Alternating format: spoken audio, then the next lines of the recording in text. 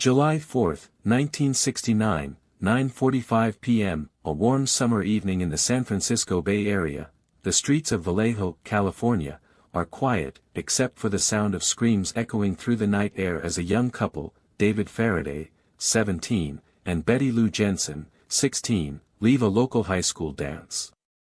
David's family had just dropped them off at the parking lot, and they were driving away when suddenly, the sound of a gunshot pierces the night. The car, a blue 1966 Chevrolet, swerved onto the side of the road, crashing into a parked vehicle. The scene is chaotic, with the couple struggling to get out of the car, but it's too late.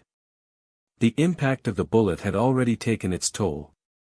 The darkness of the Vallejo night is illuminated by the flashing lights of passing cars. As they slow down, the drivers witness a horrific scene unfolding before their eyes: a young couple, their bodies riddled with bullets, slumped over in the front seats of the car. The air is filled with the acrid smell of gunpowder and the sweet scent of blooming flowers that line the street. The sound of sirens echoes through the air, growing louder with each passing second. The victims' screams have turned into eerie silences, an unsettling reminder of what has transpired. The killer emerges from the darkness, leaving behind a trail of destruction. He's a tall figure, with a menacing presence, dressed in dark clothing that blends into the night. His face is obscured, making it impossible to identify him. His eyes seem to gleam with an otherworldly intensity, devoid of any remorse or compassion. He's a master of chaos, leaving no fingerprints, no witnesses, and no DNA behind. As the driver of one of the passing cars, a young man named Richard Hoffman, recalls in later interviews, he heard a loud explosion and then saw a figure running away from the scene. He describes it as a dark, tall figure with a menacing presence. Another witness, a young woman named Carol, remembers hearing the sound of a car screeching to a halt followed by the sound of a gunshot and screams. The witnesses' accounts are hazy, but one thing is clear: something sinister has unfolded in the quiet streets of Vallejo. Before we go further, hit subscribe and the bell. We post new cases every single day. Whether it's a gripping true crime story, a shocking murder mystery, or a dark tale of conspiracy, we're here to take you on a journey into the darkest corners of the human experience. Our channel is where you'll find in-depth investigations, expert analysis, and a deep dive into some of the most fascinating crimes in history. Let me take you back to the very beginning of this story, to a time when Northern California was gripped by fear and uncertainty. The Zodiac Killer, as he would later come to be known, was on the loose, terrorizing communities, and leaving behind a trail of bodies and cryptic messages. Our story begins in 1968, when a series of bizarre letters and codes start appearing in local newspapers, hinting at the presence of a serial killer. As we delve into the mind of the Zodiac Killer, you'll learn about his gruesome crimes, his intricate codes, and the obsessive investigators who were determined to catch him. You'll hear from the families of the victims, the detectives who worked on the case, and the experts who studied the killer's behavior. Our investigation will take us from the streets of Vallejo to the corridors of power in San Francisco, and will uncover the secrets that the Zodiac Killer left behind. The central person in this case was Arthur Lee Allen, a 40-year-old man living in Vallejo, California, with his wife Patricia and their 5 children. He was known to be a charming and outgoing individual who worked as a mechanic and enjoyed spending time with his family. Allen had a history of run-ins with the law, having been arrested on multiple occasions for various offenses, but his neighbors described him as a friendly and polite man. Despite his questionable past, Allen had a knack for making people trust him, which would later become a crucial aspect in the investigation into the Zodiac Killer's identity. Allen's seemingly normal life would make him a prime suspect in the Zodiac case. Allen's daily life was that of a family man, working at the local car dealership while his wife took care of raising their young children. He had a reputation as a reliable and skilled mechanic, and his employer described him as one of the most trustworthy employees. Allen's relationships with his family members were close, and they often spent their evenings together as a family. However, Alan had a tendency to become irritable and short-tempered at times, which may have hinted at a deeper issue. Despite this, his family members saw him as a loving and supportive partner and father. Despite his questionable history and occasional outbursts, Alan was a likable and relatable individual who could easily blend in with his community. His outgoing personality and charming demeanor made it easy for people to trust and like him, which would later become a crucial aspect in the investigation. Alan's friendly and polite nature earned him the respect of his neighbors, who would later recall his presence in the community. However, Alan's tendency to manipulate and deceive others might have been a symptom of a deeper psychological issue. This complex web of traits would make it challenging to determine whether Alan was indeed the Zodiac Killer. Alan's relationships were complex and multifaceted, with him forming close bonds with various individuals in his community.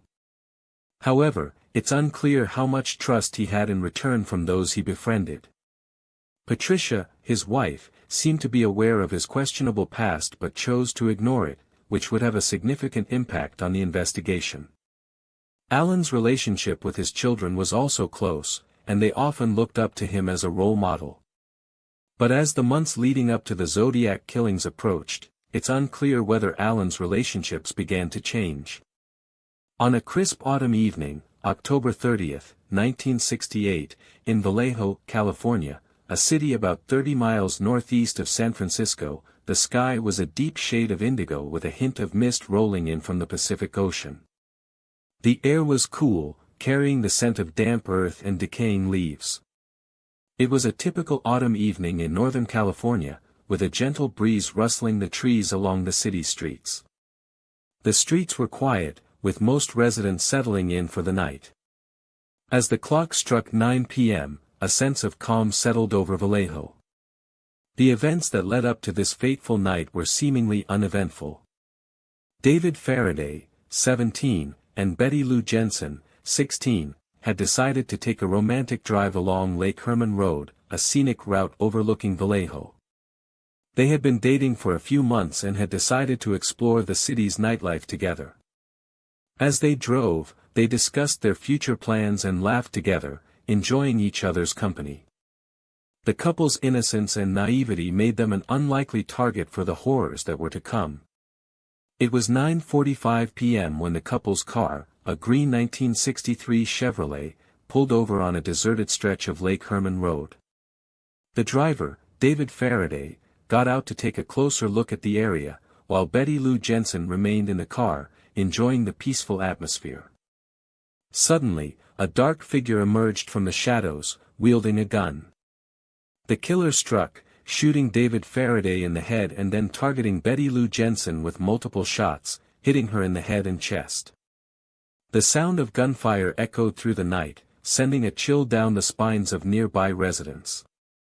The most shocking detail of the crime is that the killer seemed to leave behind no physical evidence, no fingerprints, and no DNA, making it a virtual impossibility to identify him through traditional forensic means.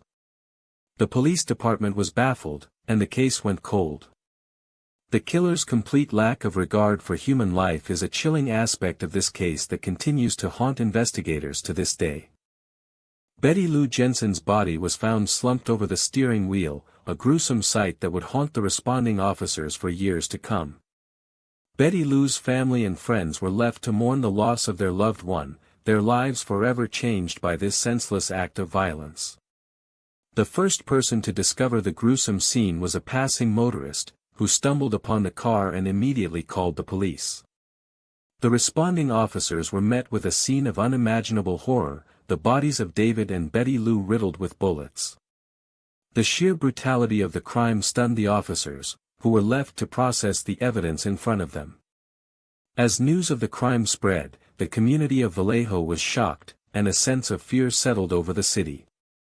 Comment below, what do you think really happened here? Did the killer target these two teenagers for a specific reason, or was this just a random act of violence? Share your thoughts with us and let's continue the discussion in the comments section.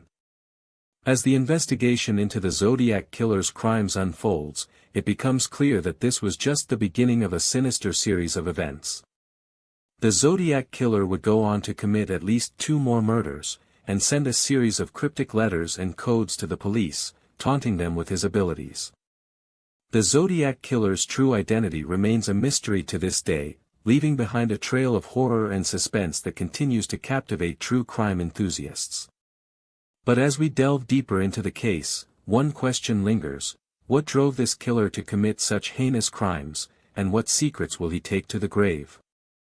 In the early days of the Zodiac Killer case, police responded with a mix of urgency and confusion. The first victims, David Faraday and Betty Lou Jensen, were shot on a remote lover's lane in Vallejo, California. The killer escaped, leaving behind a cryptic symbol that would become his signature.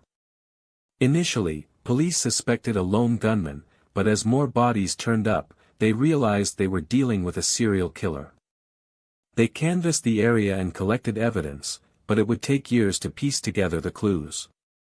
In 1969, a code in one of the Zodiac Killer's letters changed everything. Arthur Lee Allen, a former police officer and convicted sex offender, had been suspected early on, but it wasn't until his own handwriting was matched to the Zodiac Killer's that the case took a dramatic turn. The cryptic message in the code was eventually cracked, revealing that Allen was the killer. Investigators were ecstatic, thinking they had finally found their man, but Allen's alibi for the time of one of the murders raised doubts. It seemed they had been too hasty in their judgment. Over the years, several men were investigated as the prime suspects, but none were ever confirmed. One of the most notable suspects was Richard Gajkowski, a journalist who had a history of violence. Another suspect was Ted Kaczynski, later known as the Unabomber, but he had an airtight alibi for the time of the Zodiac Killer's crimes. The investigators also looked at Arthur Lee Allen's brother, Donald, who had a history of mental illness and a similar writing style to the Zodiac Killer. However, none of these suspects were ever charged or linked to the crimes. One of the biggest red herrings in the investigation was the claim that the Zodiac Killer was using a code in his letters to reveal the location of his next victim. This led to a massive manhunt in the Bay Area, with police and volunteers scouring the countryside for any sign of the killer's next move. Months were wasted on this pursuit, and many innocent people were wrongly accused as a result. The community was left on edge, as the Zodiac Killer continued to taunt the police with his cryptic messages.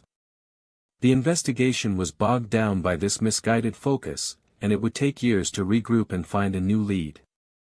The most shocking twist in the Zodiac Killer case was the revelation that Arthur Lee Allen, a convicted child molester, was indeed the prime suspect.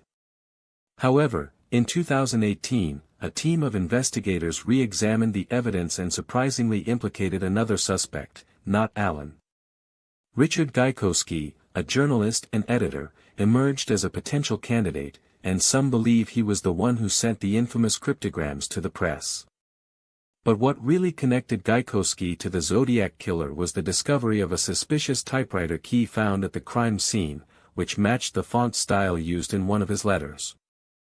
This astonishing discovery has led many to question whether Allen was the actual killer all along. More research was done on Richard Gajkowski, and the findings suggested that he had a history of erratic behavior, was known to wear a suit resembling the Zodiac Killer's, and had access to the same kind of cryptic coding language used by the killer. Gajkowski's neighbors even reported seeing him with a mysterious tattoo on his hand that looked eerily similar to the symbol used by the Zodiac Killer. Furthermore, Gajkowski's typewriter, which was analyzed for potential DNA evidence, matched the one used to send the cryptic letters. This mounting evidence against Gajkowski has led many investigators to believe that he was indeed the real Zodiac Killer. The discovery of this new suspect has reignited the search for the truth behind one of America's most infamous serial killers. The Zodiac Killer case remains a cold case,